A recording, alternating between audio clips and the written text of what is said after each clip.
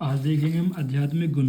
और आध्यात्मिक गुण को हम कैसे पढ़ेंगे, पहले हम इसको डिटेल में पढ़ेंगे, बुक से लाइन बाय लाइन हर एक शब्द का मतलब समझते चलेंगे। और जब ये कंप्लीट हो जाएगा और आपको किस तरह से याद रखना है और एग्ज़ाम में कैसे लिखना है ताकि आपको पूरे नंबर मिले। और आप ये तो जानती हो कि जब भी आप किसी चीज़ को फ्लो चार्ट में लिखते हो तो वो कितनी अच्छी लगती है और कितने अच्छे से समझ में आती है और आपको परमानेंट एक मेमोरी बन जाती है। तो हम ऐसे ही करेंगे, पहले इसको लाइन बाय लाइन समझ लेंगे, फिर इससे पूरा फ्लो चार्ट में से ख़त्म करेंगे। देखो आज हम इसमें बुद्धि गुण देखेंगे। पहले हम देखेंगे आध्यात्मिक गुण। आध्यात्मिक गुण, अब जैसे ही नाम से आध्यात्मिक गुण, आध्यात्मिक से आप क्या समझते हो, क्या होता है आध्यात्मिक का मतलब? आध्यात्मिक का मतलब होता है कि उस पर्सन की क्या क्वालिटीज़ है, ठीक है, और उस पर्सन कह लो या फिर उसकी आत्मा कह लो, क्योंकि आध्यात्मिक वर्ड जुड़ा है तो उसके आत्मा से, सोल से जो कहीं ना कहीं वो सब जुड़ा हुआ है। तो आप कह सकते हो कि इसकी क्वालिटीज़ इज कॉल्ड आध्यात्मिक गुण। फिर आते हैं पर्याय। पर्याय में क्या बताया गया है कि आत्मा गुण। देखो ये जो आत्मा गुण है इसका जो पर्याय ये इंपॉर्टेंट है, क्योंकि कभी कभी एग्जाम में आध्यात्मिक गुण ना देकर आत्मा गुण दे देता है कि आत्मा गुण के बारे में परिभाषित कीजिए। तो आपको याद करना पड़ेगा आध्यात्मिक गुण को आत्मगुण भी बोलते हैं और आध्यात्मिक गुण को बुद्धि भी गुण भी बोलते हैं। फिर तीसरा आध्यात्मिक गुण प्रत्ययन गुण, प्रत्ययन पर्यटन आत्मा गुण भी बोलते हैं। तीन गुण होते हैं इसके, सॉरी तीन पर्याय होते हैं उसके। फिर आध्यात्मिक गुणों के नाम, देखो इससे पढ़ने से पहले मैं आपको यही बता रहा हूँ कि जो आध्यात्मिक गुण होते हैं उनकी संख्या 6 होती है। हमने पहले वाली वीडियो में भी देखा है। ये आपको याद कर लेना है, बुद्धि सुख दुख इच्छा द्वेष और पर्यटन, ये आपको 6 याद होने चाहिए। अब चरक सूत्र स्थान में चैप्टर नंबर 1 कोडेशन नंबर 72 में श्लोक आया है। मैं श्लोक आपको जनरली इसलिए नहीं बताता हूँ क्योंकि श्लोक की मैं सेपरेट वीडियो लाऊंगा। अब इच्छा, देखो अब यहाँ पे श्लोक का मतलब समझते हैं कि इच्छा द्वेष, मतलब इच्छा का बताया गया है, द्वेष है सुख दुख प्रत्यन चेतना धृति बुद्धि स्मृति है अहंकारो लिंगानि परमात्मन। देखो यहाँ पर बताया गया है जो आध्यात्मिक गुण है वो इच्छा होता है, द्वेष होता है, सुख होता है, दुख होता है, प्रयत्न होता है, चेतना होती है, धृति। अब धृति बुद्धि स्मृति और अहंकार ये आत्मा के गुण है।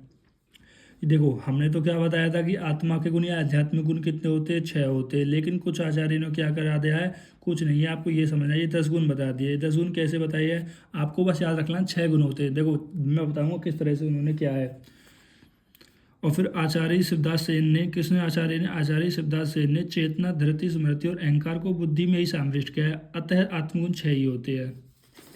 यहाँ से मैं आपको समझाऊँ कि जो आत्मगुण की संख्या है वो कितनी होती है, 6 होती है। उन्होंने क्या किया, जो आचार्य कौन से थे हमारे पास, शिवदास थे। तो शिवदास जी ने क्या किया है, बुद्धि में कह रहे हैं कि 4 गुण को बता दिया गया है कि चेतना भी, धृति, बुद्धि और स्मृति, ये चारों बुद्धि के अंदर आता है। इसका कहने का यह तात्पर्य है कि यदि हम बुद्धि को शब्द ले तो बुद्धि में ये चारों को हमें ग्रहणित करना पड़ेगा, चारों इसमें ही के अंदर आ जाएंगे। फिर आगे देखते हैं कि आध्यात्मिक गुणों का विस्तार से वर्णन। पहला है बुद्धि। बुद्धि को हम विजडम या इंटेलेक्ट भी बोलते हैं, इंटेलेक्ट बोल दो या इंटेलेक्ट, जो भी आपको बोलना है। फिर हम देखते हैं इसकी व्याख्या। अब पहले हम देखेंगे इसकी व्याख्या तर्क संग्रह के अनुसार। तर्क संग्रह क्या कहते हैं, सर्व व्यवहार हेतु गुणा बुद्धि ज्ञानम। इनका कहने का मतलब है सभी व्यवहार का जो हेतुभूत गुण है उसी को हम क्या बोलते हैं, बुद्धि बोलते हैं। व्यवहार का मतलब होता है कोई कार्य, ठीक है, हेतु का मतलब होता है कारण। जो भी कार्य आप कर रहे हो, किसी भी कारण से जो आप कार्य कर रहे हो उसी उसी को हम बुद्धि बोलते हैं। या फिर आप ऐसे बोल सकते हो कि जिस गुण के कारण सभी व्यवहार होते हैं उसे बुद्धि गुण कहते हैं। मतलब जो भी कार्य करते हो, जो भी कार्य हो रहा है आप करते हो, उसको हम बुद्धि गुण कहते हैं। जैसे आप पढ़ रहे हो, मैं पढ़ा रहा हूँ, तो मैं किसकी वजह से पढ़ा पा रहा हूँ, अपनी बुद्धि की वजह से। ये तो हो गया तर्क संग्रह के अनुसार। दूसरा है सांख्य दर्शन के अनुसार। सांख्य दर्शन क्या कहते हैं, सांख्य दर्शन एक टर्म बोला अध्यवसाय। अध्यवसाय यानी बुद्धि क्या है, अध्यवसाय। अब अध्यवसाय का मतलब ये होता है कि कर्तव्य और अकर्तव्य का निर्णय करना ही क्या है, हमारे पास बुद्धि के द्वारा होता है। अब यहाँ पर कर्तव्य और अकर्तव्य क्या है, कर्तव्य होता है आपकी मॉरल ड्यूटी, यानी आपकी ड्यूटी। आपकी क्या ड्यूटी है, आपको पढ़ना। मेरी क्या ड्यूटी है, आपको पढ़ाना। अकर्तव्य, अकर्तव्य मतलब कह रहा है कि आपको गलत संगति में ना जाना, ठीक है, ये होगा अकर्तव्य। तो ये किसके अंदर, किसके वजह से हो रहे ये कार्य हो रहे, वो हमारी बुद्धि की वजह से हो रहे हैं। अब हम देखते हैं आचार्य चक्रपाणी के अनुसार। देखो ये इतना बड़ा श्लोक है, मैं आपको समझा दूँ इसका कोई मतलब होगा नहीं, क्योंकि आपको याद भी नहीं करना है ना ही समझना। पहले मेरी बात ध्यान से सुनो, पहले आपको किस पे फोकस करना है, कॉन्सेप्ट पे। अगर आप कॉन्सेप्ट समझ में आ जाएगा तो अगर आप हिंदी भी अच्छे से लिख दोगे तो पास और अच्छे से हो जाओगे और अच्छे नंबर आएंगे आपके। अब हम देखते हैं कि आचार्य चक्रपाणी के अनुसार क्या है, उन्होंने क्या बोला। देखो ये फ़ोन को थोड़ा रखने में प्रॉब्लम हो रही है, आप एडजस्ट कर लेना। देखो अब चक्रपाणी जी ने क्या बोला कि उन्होंने बोला कि देखो जो हमारे पास आध्यात्मिक गुण बोल दो या आत्मगुण बोल दो वो 6 ही होते हैं बस। उन्होंने बोल दिया जो बुद्धि है, बुद्धि में क्या है, चेतना आ जाती है। अब चेतना क्या होती है, हमारे पास कॉन्शियसनेस होती है। फिर आती है हमारे उसी के अंदर क्या आ जाती है, धृति आ जाती है। धृति मतलब धारण करना। धारण किसको करना है, जो मैं आपको ज्ञान दे रहा हूँ उसको धारण करना इज कॉल्ड धृति। स्मृति मतलब जो मैंने आपको कल ज्ञान दिया था उसको आप याद करना इज कॉल्ड स्मृति। और अहंकार, अहंकार तो आप जानते हो क्या होता है, अपने आप को सर्वज्ञानी समझना, वही अहंकार है। ये किसके अंदर आते हैं, बुद्धि। यदि आप मैं बुद्धि बोलूँ तो बुद्धि के अंदर आपको चेतना, धृति, स्मृति और अहंकार ये सब उसी के अंदर ग्रहण हो जाने चाहिए। ये किसने बोला, ये बोला चक्रपाणी ने। फिर आगे क्या बोलते हैं, क्योंकि ये बुद्धि के ही प्रकार है, इनका अर्थ विभिन्न विभिन्न है। जैसे कि आत्मा चेतना गुण का होने से अचेतना का साधन महाभूतों से गुण अलग होता है। क्या बोला है कि इन्होंने बोला है कि इनका जो अर्थ है वो अलग अलग है। जैसे आत्मा में क्या बताया गया है कि आत्मा में चेतना गुण होता है जबकि महाभूतों में चेतना गुण नहीं होता। ठीक है, फिर धृति क्या है, नियम आत्मिका होती है, पढ़ेंगे आगे क्या होती है। और जो आत्मा है वो क्या होती है, नियंत्रक होती है। इसको देखते हैं, उनको दर्शाती है। बुद्धि आत्मा के ऊहापोह का धारण। देखो ऊहा पोहा जो भी आपको बोलना है इसका मतलब होता है सोच विचार करना, तर्क वितर्क करना का कारण ज्ञान कराती है। कुछ नहीं है, जो बुद्धि है वो आत्मा को कह रहा है कि सोच विचार कारण को। देखो आत्मा को सोच विचार कौन कराती है, बुद्धि कराती है।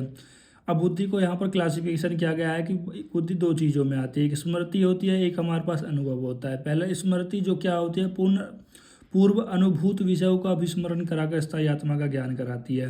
देखो जनरली जो ज्ञान होता है वो किसका होता है, हमारी आत्मा को होता है। हम तो समझ रहे हैं हमको हो रहा है, नहीं, जो जनरली जो ज्ञान होता है वो किसको होता है, आत्मा को होता है। उसी को हम क्या बोलते हैं, परमात्मा भी बोलते हैं। जो आप आगे पढ़ोगे परमाणु वाले चैप्टर में, चैप्टर नंबर 10, आपको कुछ नहीं करना है, स्मृति कुछ नहीं बताना है। जैसे आपने कोई चीज़ कल पढ़ी होगी या परसों पढ़ी होगी, उन्हीं का कह रहा है कि आपको स्मरण करना है, याद करना ही आत्मा का ज्ञान, और आत्मा को ज्ञान कराती है वो होती है हमारे पास स्मृति।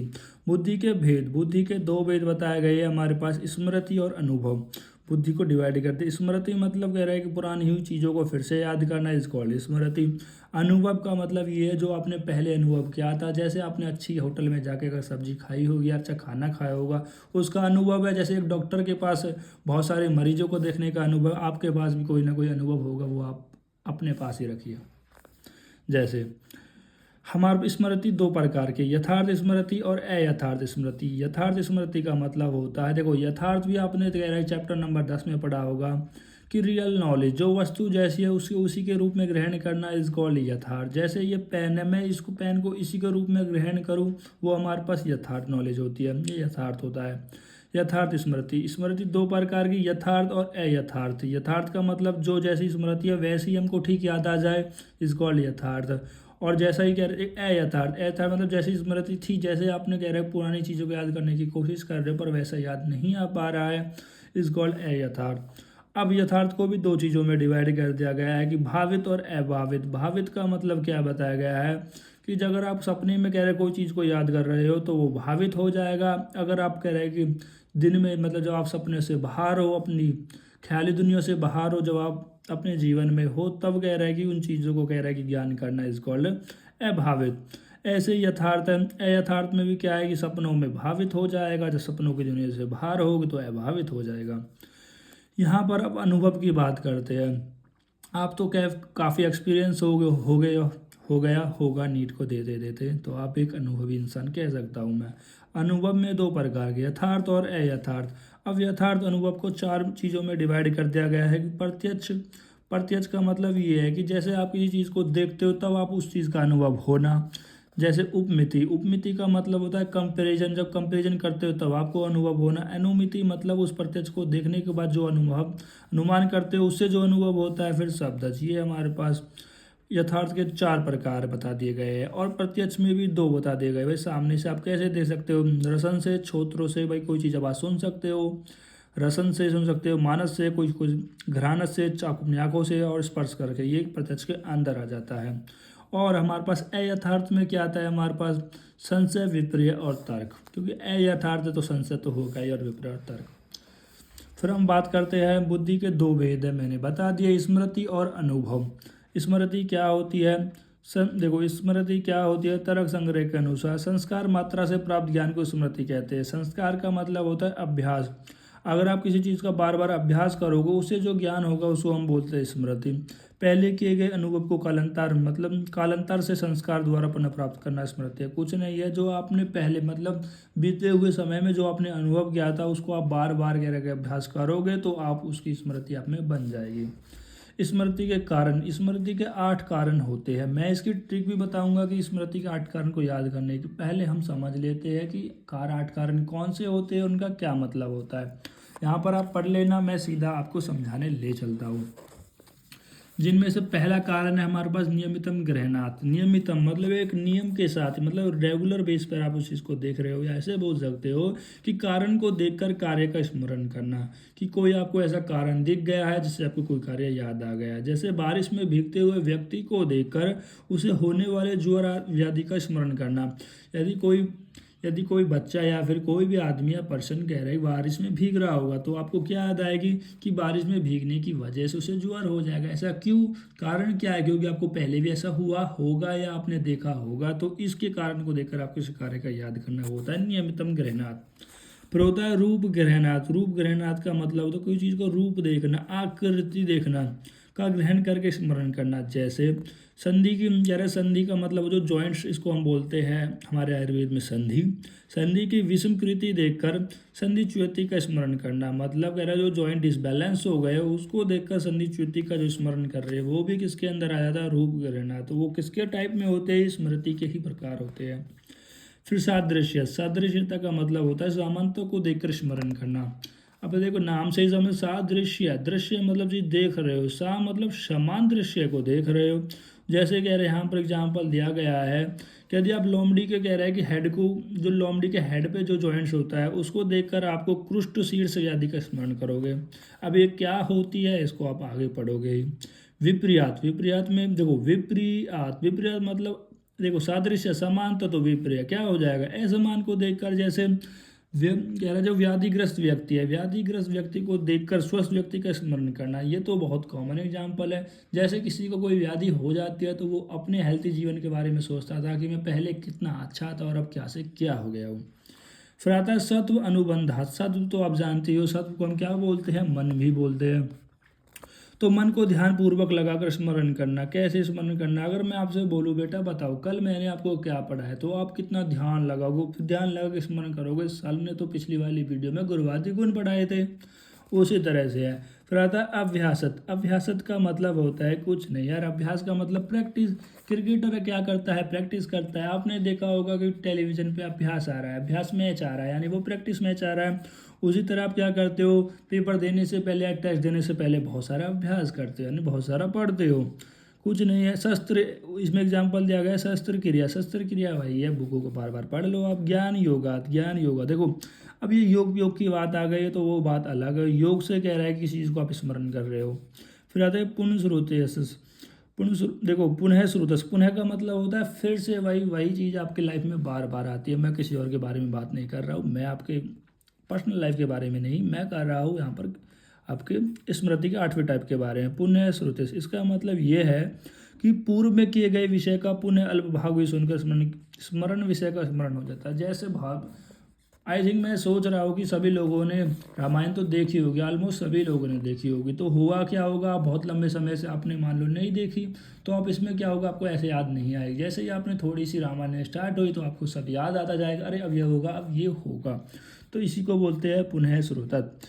अब हम बात करते हैं अनुभव की। अनुभव वो वाला अनुभव नहीं जो आपको है, मैं अनुभव की बात कर रहा हूँ पढ़ाई से रिलेटेड के बारे में, कि जो स्मृति से अलग है उसे क्या बोलते हैं, अनुभव।